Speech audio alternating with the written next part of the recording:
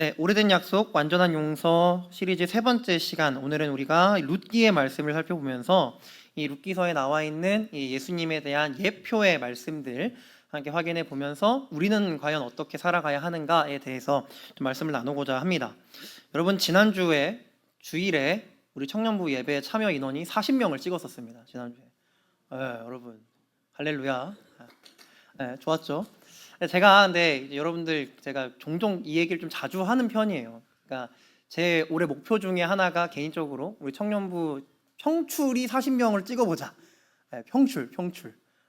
그죠? 뭐 그런 약간 개인적인 소망을 좀 갖고 있는데 이게 이유가 있습니다. 제가 그렇게 생각을 하고 있는 이유가 그냥 목사님 목사가 돼가지고 성도의 수에 집중을 하시는 겁니까? 뭐 이렇게 생각하지는 마시고요. 그런 마음에서 하는 건 아니고 왜 그러냐면은 우리 정도 청년부 사이즈에서요, 여러분, 그 예배자의 숫자가 늘어난다라고 하는 거는 우리 청년부가 건강하다는 것에 대한 증명이거든요. 그게 사실 막 몇백 명 되는 대형교회 청년부 이런 데 가면은요, 여러분, 그런 데는 사실 예배 인원 수가 늘거나 줄거나 하는 게 별로 티도 안 나고 그 부서가 그 교회가 좀 건강하고 자시고를 떠나서 크니까 그냥 사람들이 많이 와요.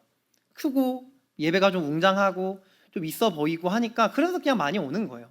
근데 우리 교회 같이 이렇게 서로 이렇게 얼굴 익히기도 쉽고 편한 이 정도 분위기의 교회에서 예배자의 수가 늘어난다고 하는 거는 그만큼 우리 교회가 건강하다라고 하는 뜻이고, 그리고 더 나아가서 이런 우리 청년부에 새 가족들이 찾아오게 된다라고 하는 이야기는 하나님께서 그래, 너네가 이제 준비가 좀 됐구나, 내가 이 영혼을 한번 보내줘 볼 테니까 한번 받아봐라, 이런 의미가 좀 있는 거거든요. 그런 면에서 우리 청년부의 인원이 조금씩 늘어난다라고 하는 것은 저는 참 고무적인 일이라고 생각합니다. 우리 청년부가 건강해지고 있다라고 하는 의미가 될 수도 있고요. 어쨌든 그래서 지난주에 40명을 찍었었습니다. 기분이 참 좋더라고요. 근데 여러분, 우리가 건강한 청년부, 건강한 교회가 우리가 되어야 되잖아요. 그렇죠? 저와 여러분이 그렇게 건강한 교회가 돼야 되는데, 건강한 교회의 기준이 뭐라고 생각하십니까? 건강한 교회의 기준. 물론 많은 것들이 있을 거예요. 그런데 저는 오늘 이 룻기의 말씀을 토대로 해서요, 여러분들에게 건강한 교회의 굉장히 중요한 기준 한 가지를 소개하고 우리가 그 기준에 맞는 존재들이 되기 위해서 같이 조금 마음을 써보자라고 하는 이야기를 하고 싶습니다. 그 기준이 뭐냐면 바로 형제 사랑이라고 성경에서 주로 얘기하는 지체를 사랑하는 삶의 모습이에요. 자, 구약 성경에 보면은요, 이 형제 사랑에 대한 많은 말씀들이 등장을 하는데 그 중에서 여러분들이 아마 잘 못 들어봤을 법한 두 가지 제도가 있습니다. 이름만 먼저 말씀드리면, 한 가지는 계대 결혼이라는 거고요. 계대, 여입니다. 계대 결혼이라고 하는 게 있고요. 또 한 가지는 고엘이라고 하는 제도가 있습니다. 자, 미리 말씀드리는데 지금부터 제가 이 계대 결혼이라는 거랑 고엘이라고 하는 구약 성경 이스라엘 백성들의 제도를 설명을 드릴 거거든요.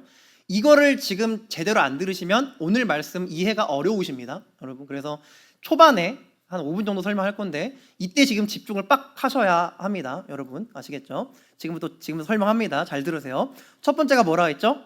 계대 결혼이라고 말씀드렸어요. 이 이스라엘 백성들에게는 계대 결혼이라고 하는 제도가 있었어요. 이게 뭐냐면요, 화면에 나오는데 형제가 있어요. 결혼을 했어요. 그러니까 예를 들어서 우리 형이 결혼을 했어요.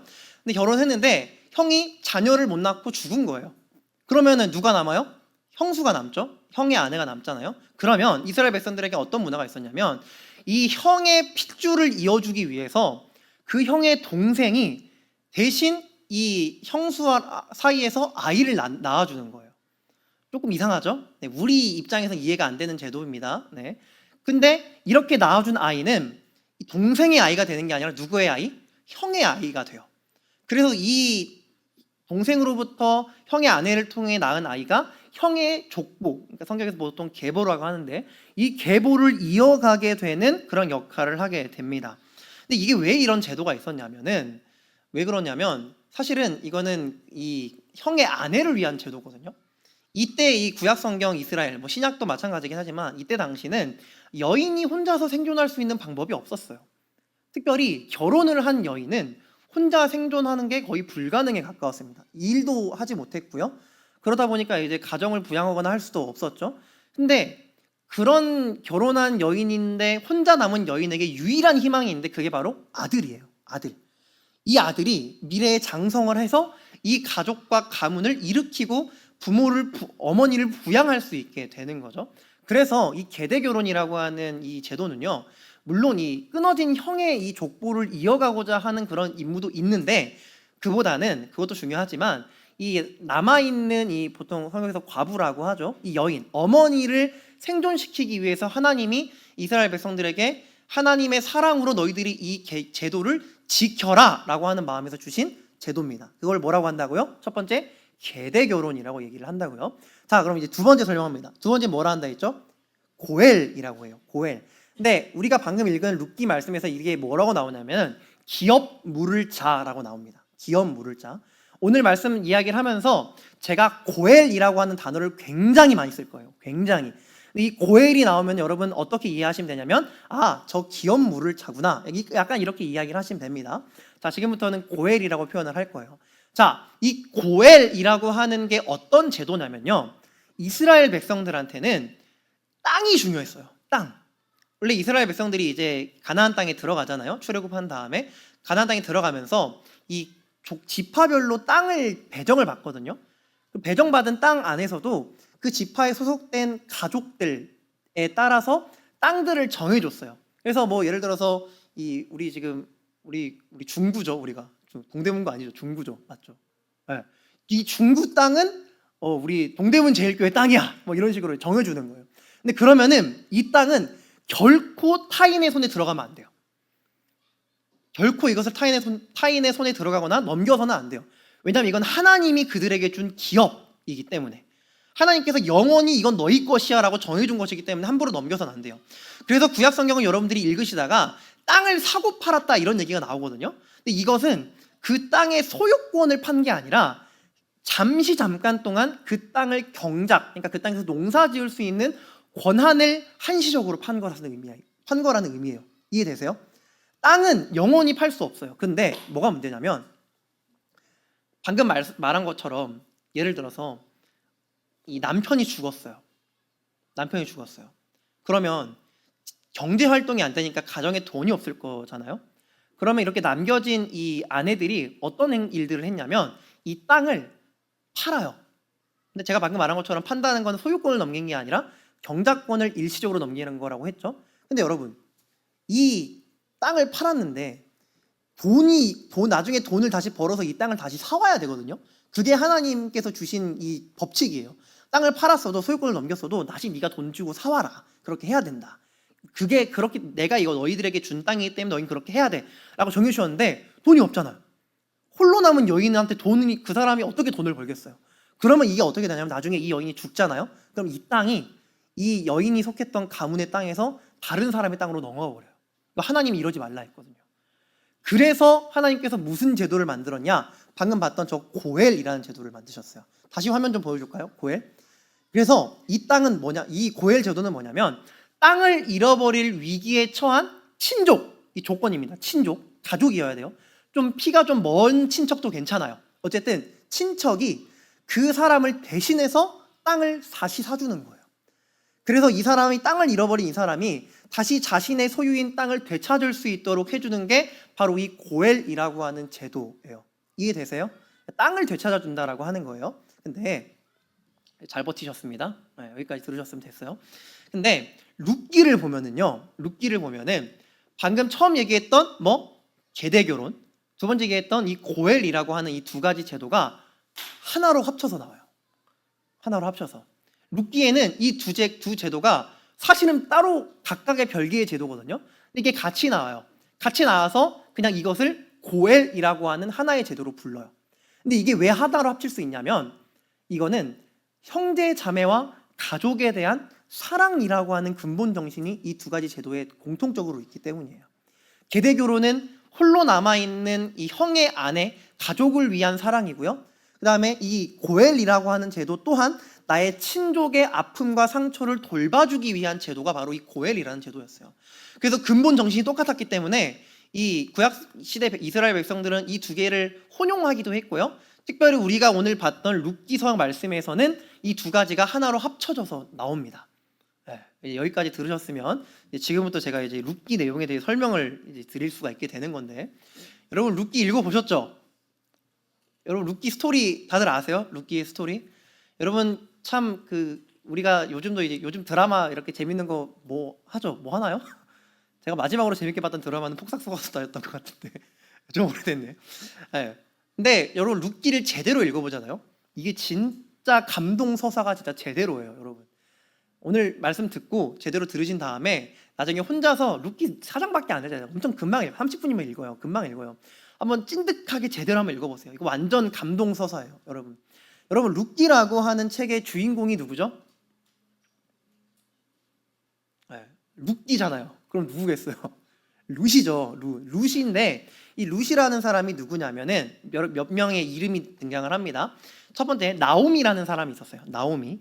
이 나오미라는 사람이 이제 이스라엘 사람이었는데 이 나오미가 결혼을 했어요. 엘리멜렉이라는 사람이랑 결혼을 했어요. 근데 이 사람이 이 가정을 이루고 이 아들 둘 낳고 이렇게 살다가 이 모압이라는 지역으로 이사를 가게 돼요.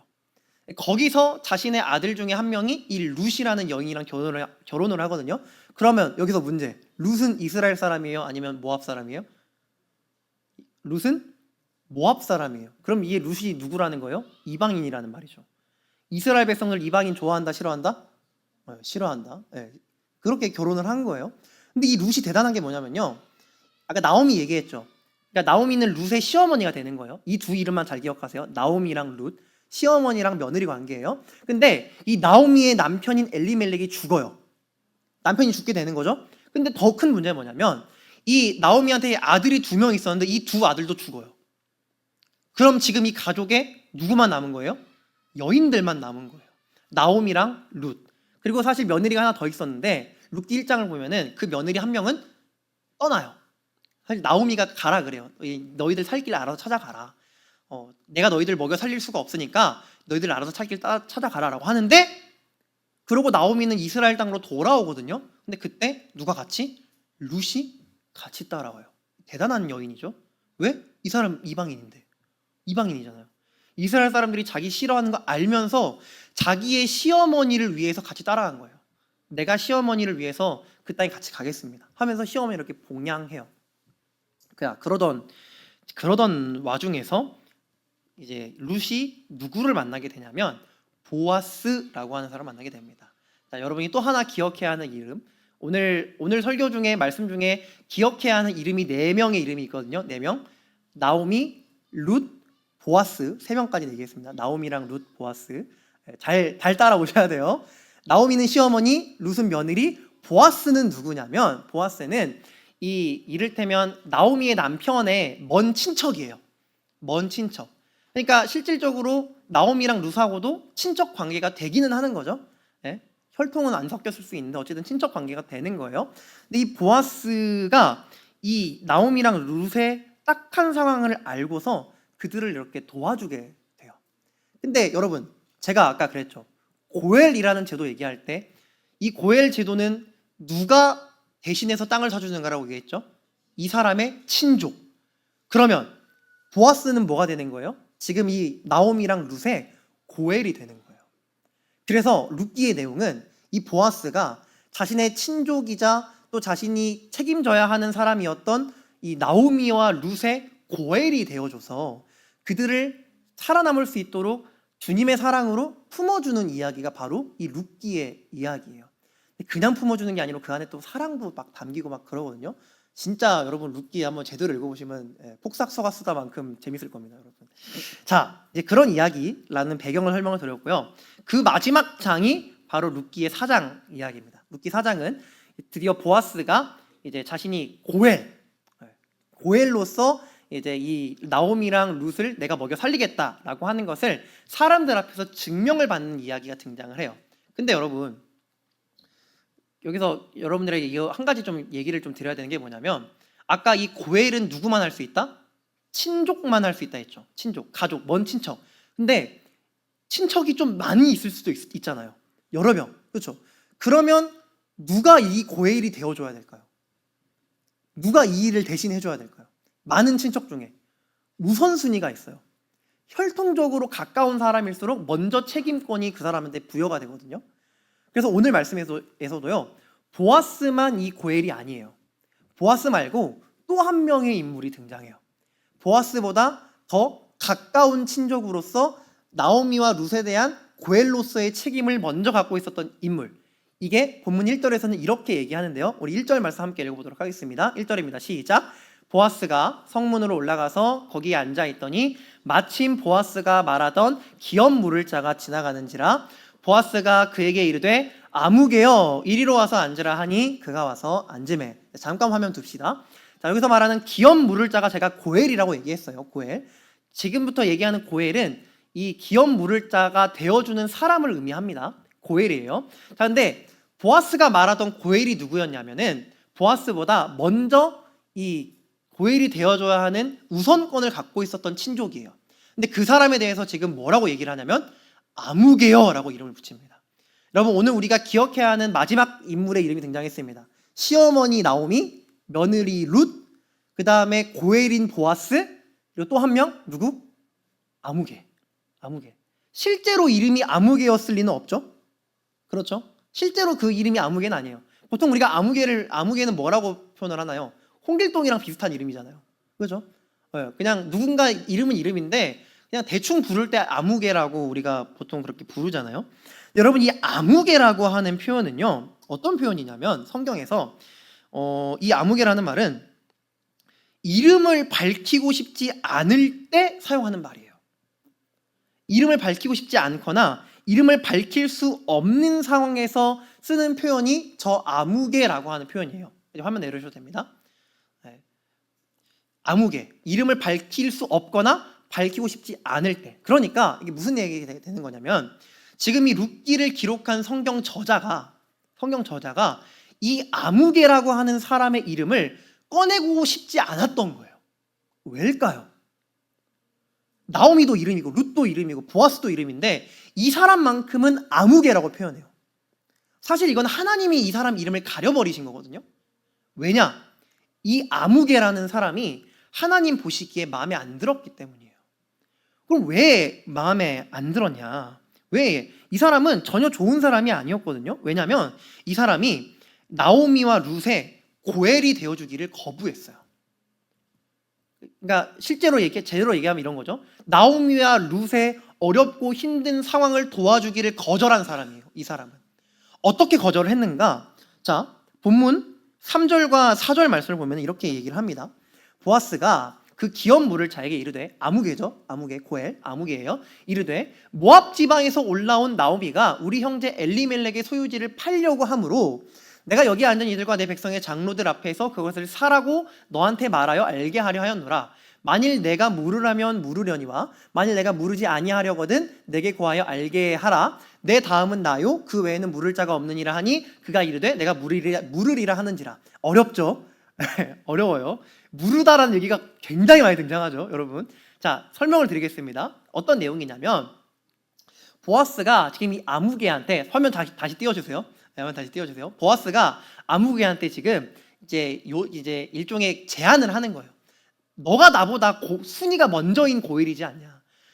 이 나오미와 룻을 챙겨줘야 될 책임의 우선순위가 나보다 너한테 먼저 있으니까 내가 일단 너한테 먼저 제안을 할게. 너가 이 나오미와 룻을 위해서 이 나오미가 원래 소유할 수 있었던 그 땅을 다시 사줘. 너 돈으로. 너가 해줘. 너가 그거를 여기서 말하는 물으려면 물으려니와라고 하는 단어가 이거예요. 네가 고엘이 되고 싶으면 네가 되어줘. 안 되고 싶으면 대신 내가 되어줄게. 이렇게 얘기하는 거거든요. 보아스가 지금 제안을 먼저 하고 있는 거예요. 내가 해도 되는데 먼저 너가 우선순위가 있으니까 너한테 먼저 기회를 줄게. 너가 나오미와 룻을 좀 도와줘 라고 얘기를 하는 거예요. 자, 그때 맨 마지막 줄에 이 아무개가 뭐라고 하죠? 그가 이르되 내가 뭐 한다? 물으리라 라고 해요. 무슨 말이냐면 이렇게 보아스가 아무개한테 너가 먼저 이 룻과 이 나오미 도와줘 라고 얘기했을 때 처음에 아무개는 뭐라 했냐면 오케이, 내가 도와줄게 라고 대답했어요. 내가 도와줄게. 내가 그 사람들의 고엘이 되어줄게 라고 얘기를 해요. 그런데 5절 말씀을 보면은 확 반전이 일어나거든요. 5절 말씀 띄워주세요. 5절 말씀. 보아스가 이르되, 이 대답을 듣고 보아스가 한 번 더 얘기를 하는 거예요. 뭐라 얘기하냐면 네가 나오미의 손에서 그 밭을 사는 날에 곧 죽은 자의 아내 모압 여인 룻에게서 사서 그 죽은 자의 기업을 그의 이름으로 세워야 할지니라. 여러분, 이 말씀도 이 고엘에 대한 이야기를 모르면 이해가 안 되는 말씀이에요. 이게 무슨 말이냐면, 제가 아까 그랬죠? 계대결혼. 이게 지금 계대결혼 얘기하는 거거든요. 무슨 얘기냐면, 보아스가 지금 이 아무개한테, 야 아무개야, 너가 이 나오미의 가족의 땅을 대신 사주는 것뿐만이 아니라 너가 룻이랑 결혼도 해줘야 돼. 결혼해서 아들도 낳아줘야 돼. 그러면 그 아들이 나중에 커서 나오미랑 룻을 봉양하게 될 거야 라고 얘기를 하는 거예요. 근데 이 말을 들은 아무개가 6절에서 이렇게 얘기를 합니다. 6절 말씀 우리 같이 읽어볼까요? 시작. 그 기름 물을 자가 이르되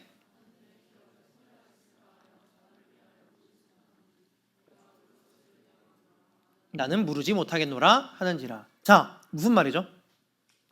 아까 4절을 보니까 처음에는 내가 나오미랑 룻의 고엘이 되어줄게, 내가 그 사람들 도와줄게 라고 얘기를 했다가 6절에서 태도를 바꿔요. 아, 미안해, 나 안 될 것 같아. 나 못 도와줄 것 같아. 나오미랑 룻 힘든 건 알겠는데 나 그 사람들 못 도와줄 것 같아. 미안해. 근데 이유가 뭐예요? 나는 내 기업에 뭐가 있을까 하여? 손해가 있을까 하여. 나를 위하여, 내 기업 때문에 나를 위해서 그 사람들 도와주지 못하겠어. 네가 해. 보아스 그냥 네가 해라. 난 못해 먹겠다 라고 얘기를 한 거예요. 이게 이 사람의 이름이 아무개인 이유예요. 하나님께서, 화면 내려도 됩니다, 계대 결혼과 고엘이라고 하는 제도를 이스라엘 백성들에게 주신 이유는 뭐냐면, 이 이스라엘 백성들로 하여금 자신들의 도와줘야 되는 사람들, 자신들의 도움이 필요한 친족들을 향해서 사랑과 긍휼의 손길을 내밀라고 이 제도를 정하신 거예요. 하나님께서. 계대결혼, 고엘이라고 하는 제도를 준 거는 내가 너희를 구원했으니까, 내가 너희를 도와줬으니까, 내가 너희를 사랑하며 너희를 여기까지 이끌어 왔으니까 너희 또한 너희 주변에 있는 너희의 친족들과 도움이 필요한 이들을 향해 도움의 손길과 사랑의 손길을 내밀어 줘. 그 과정에서 너에게, 저 말씀처럼 너에게 조금 손해가 있다고 해도 도와줘. 내가 너희 그렇게 도와줬잖아. 내가 너희 그렇게 지금까지 살려왔잖아. 그러니까 너희도 좀 도와줘. 손해 좀 봐도 희생해줘. 사랑으로 감싸줘. 그런데 저 아무개 뭐라 그래요? 나는 내 기업에 손해가 있을까 그거를 못하겠대요.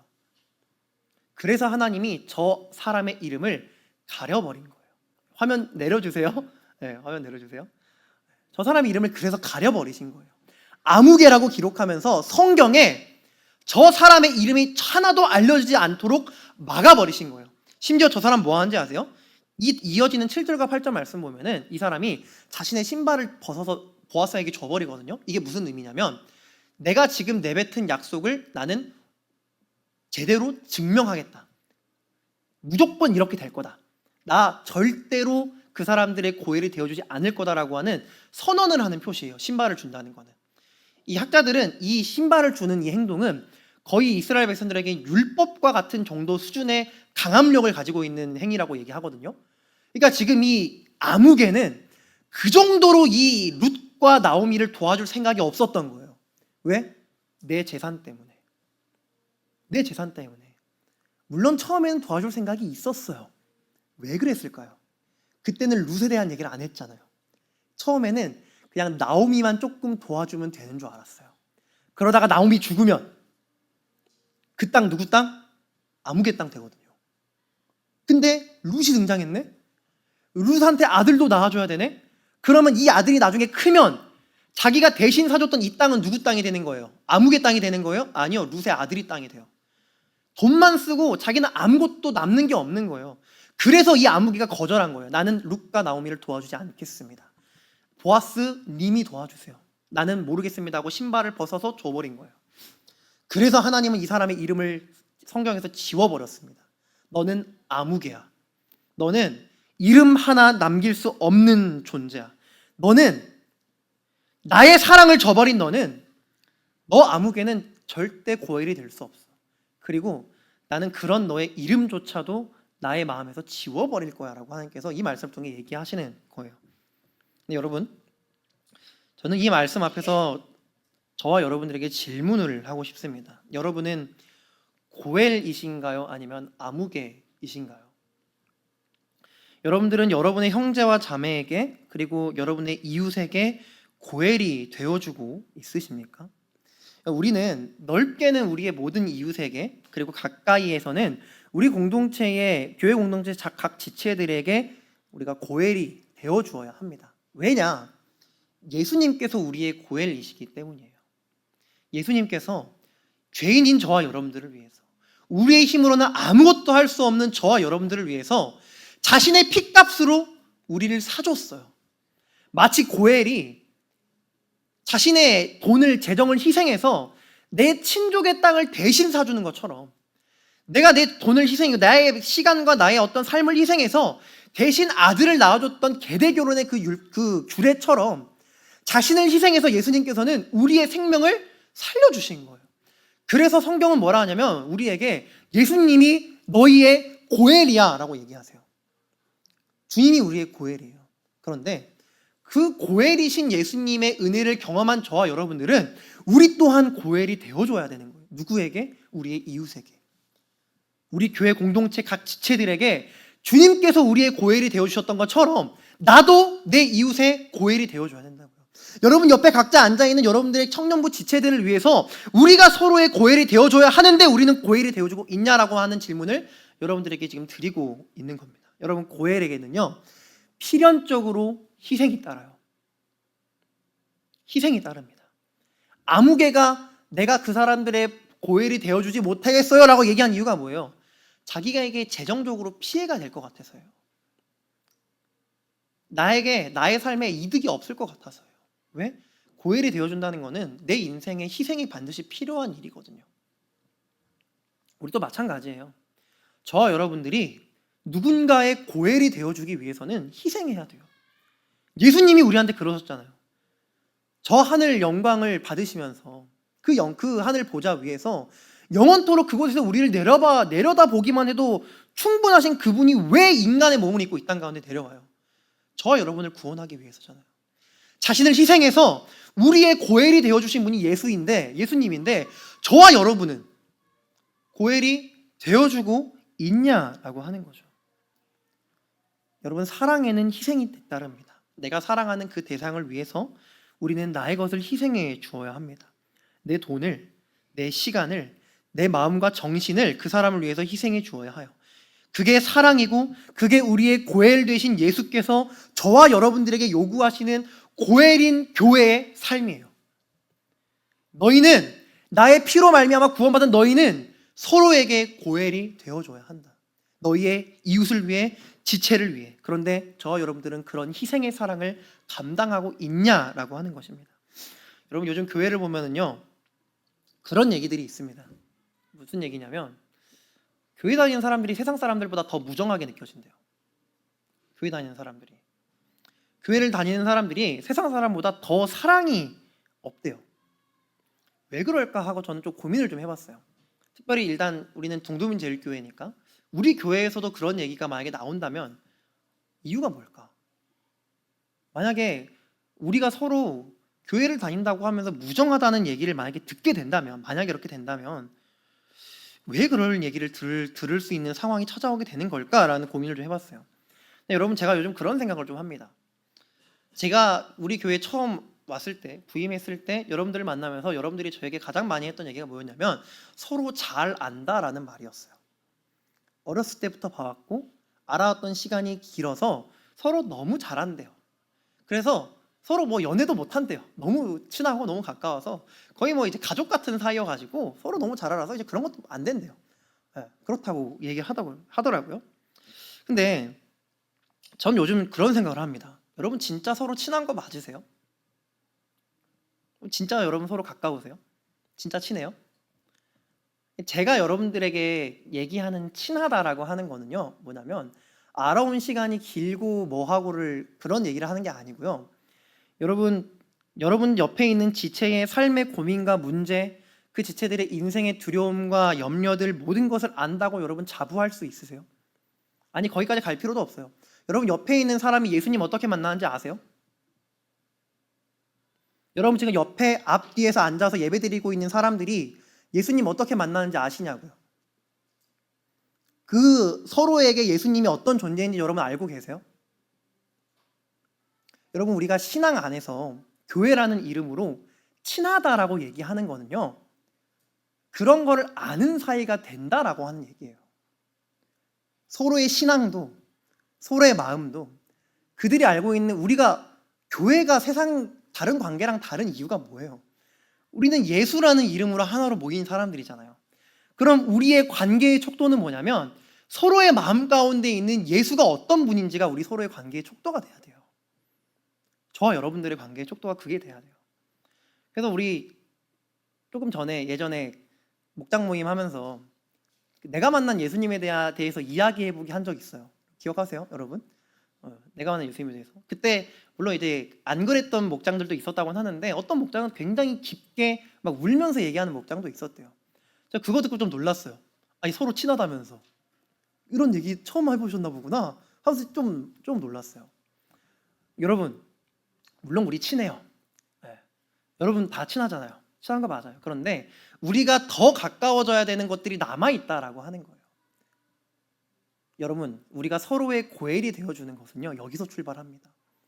내 옆에 앉아있는 지체의 믿음과 신앙, 그들이 만난 주님, 그리고 그것으로 말미암아 내 옆에 있는 지체들의 삶이 어디를 향하고 있는지, 어떤 마음을 가지고 있는지, 그것에서 우리의 고엘됨은 시작하게 되는 거예요. 여러분 그리고 거기서부터 더 나아가서 우리는 우리 옆에 있는 지체들에 대해서 관심과 애정을 가져줘야 되는 그런 의무가 주어져 있는 존재들입니다. 여러분 그런 얘기가 가끔씩 저한테 들려오는 것 같아요. 목장 모임하고 이렇게 하는데 할 얘기가 별로 없대요. 무슨 얘기냐면 누가 이렇게 자기 삶을 예를 들어서 나눠요. 난 이런 삶의 고민이 좀 있어요. 그러면은 약간 그런 반응이 가끔씩 있다는 거예요. 가끔씩 그렇구나. 다른 얘기 이러고 있잖아요. 삶을 나누고 이야기를 누군가가 이렇게 나의 어떤 어려움을 얘기해 줬으면 관심을 가져줘야 되지 않을까요? 조금 더 그 사람의 삶이 얼마나 어려운지, 왜 그런 어려움을 겪게 되는지, 마음이 지금 어떤지 좀 더 고민해 줘야 되는 게 우리 아닐까요? 제가 예전에 나태에 대한 설교하면서 여러분들에게 그런 얘기도 한 적 있어요. 내 옆에 우리가 함께 예배하는 이 자리에 어느새 언젠가 또 안 나온 지체가 한 명이 있는데 누가 안 나왔네? 왜 안 나왔지? 하고 그냥 넘어가 버리는, 카톡 한 번, 전화 한 번 하지 않는, 혹시 그런 삶을 우리 살아가고 있지는 않아요? 목사님 그런 거 목자들이 해야 되는 일이죠. 그런 게 어딨어요. 그런 게 어딨어요. 우리 같은 공동체 지체인데 우리 서로 친하잖아요. 그렇게 해야 되는 게 맞지 않을까요? 여러분 이게 우리가 지금 추구해야 하는, 교회가 추구해야 하는 고엘의 삶이에요. 지금 제가 방금 말씀드린 것들을 위해서는요, 여러분 희생이 필요합니다. 무슨 희생이냐면 내가 그동안 해오지 않았던 삶을 살아내는 희생이 필요해요. 조금 더, 설령 내가 관심이 그 사람한테 정말 1도 없다 할지라도 주님께서 나를 위해서 나의 고엘이 되어주셨으니까 내가 진심으로 관심이 없어도 말 한마디 더 걸어보고 사랑 한 번 더 전해보고 그 사람의 삶의 고민 한 번 더 걱정해주는 그런 삶의 태도와 모습이 저와 여러분들에게 필요하다라고 하는 겁니다. 여러분 이제 말씀을 좀 마무리하려고 합니다. 결국 오늘 본문의 아무개는요, 하나님에 의하여서 성경에서 그 자신의 이름이 지워지게 됐어요. 근데 보아스는요, 결국 나오미와 룻의 고엘이 되어 주거든요. 우리가 읽진 않았지만 오늘 본문의 18절 이하의 말씀을 보면은요, 베레스라고 하는 사람이 등장합니다. 베레스. 성경 있는 분들 한번 봐볼까요? 18절을 보시면 베레스라고 하는 그런 이름이 등장을 해요.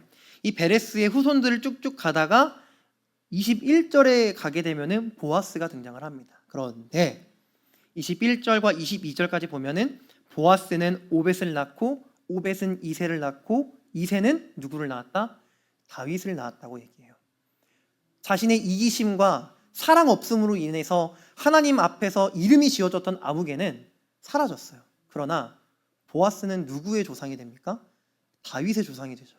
더 나아가서 이 다윗의 계보를 쭉 이어가면 누가 등장하죠? 여러분, 예수님이 등장해요. 고엘이 되기를 거부했던 이 아무개는 하나님에 의해서 자신의 이름이 지워졌어요. 그런데 보아스는 스스로 고엘이 되어주면서 자신의 삶을 희생하기를 다짐하며 하나님의 사랑을 증거했던 보아스는 예수 그리스도의 계보에 자신의 이름을 올리게 되는 영광을 누리게 됩니다. 사랑하는 청년 여러분, 여러분들은 하나님 앞에서 저와 여러분들의 이름을 남길 수 있는 사람들일까요? 여러분은 아무개이십니까? 아니면 고엘이십니까? 예수께서 우리의 고엘이 되어주신 것처럼 저와 여러분 또한 서로 옆에 있는 지체들을 향한 고엘이 되어주어야 한다라고 하는 사실을 여러분 기억해 주시길 간절히 소망합니다. 사랑이 필요해요. 희생이 필요합니다. 왜 그렇게 해야만 하죠? 왜 내가 관심도 없고 힘도 안 생기는 그런 일을 내가 왜 감내해야만 하죠? 우리가 그 사랑을 받았잖아요. 예수께서 저와 여러분들한테 그렇게 하셨잖아요. 하등 필요도 없는 행동을 그분이 하셨잖아요. 그래서 우리는 고엘이 되어줘야 합니다. 여러분, 우리 앞뒤 좌우에 있는 지체들을 바라보면서 이렇게 한번 이야기해 봅시다. 내가 너의 고엘이 될게. 해볼까요? 시작! 내가 너의 고엘이 될게. 고엘이 되어주시는 여러분들이 되었으면 좋겠습니다. 근데 때로 도저히 저한테는 그런 마음이 안 생겨요 라고 하는 분들이 있을 수도 있습니다. 그렇다면 다시금 예수 그리스도의 보좌 앞으로 나아가 보세요. 여러분들이 경험했었던 고엘이신 예수님의 은혜를 다시 한번 그 앞에 나아가 보세요. 그 주님의 사랑 앞에 우리가 나아갈 때에 우리는 다시금 고엘이 될 수 있는 삶의 힘과 또 능력을 회복할 수가 있게 되는 것입니다. 주님이 나에게 그러하셨던 것과 같이 나도 누군가의 내 친구, 내 이웃, 우리 청년부 지체를 향한 고엘이 되게 하여 주옵소서. 저와 여러분들이 그렇게 살아간다면 저는 확신합니다. 우리 청년부 공동체는 정말 건강한 교회 공동체가 될 수 있어요. 고엘 공동체. 우리 청년부 이름 고엘로 바꾸고 싶네요. 고엘 공동체가 될 수 있다라고 하는 것입니다. 그렇게 고엘이신 예수 그리스도를 닮아가는 그런 저와 여러분이 되기를 주님의 이름으로 축복합니다. 아멘. 함께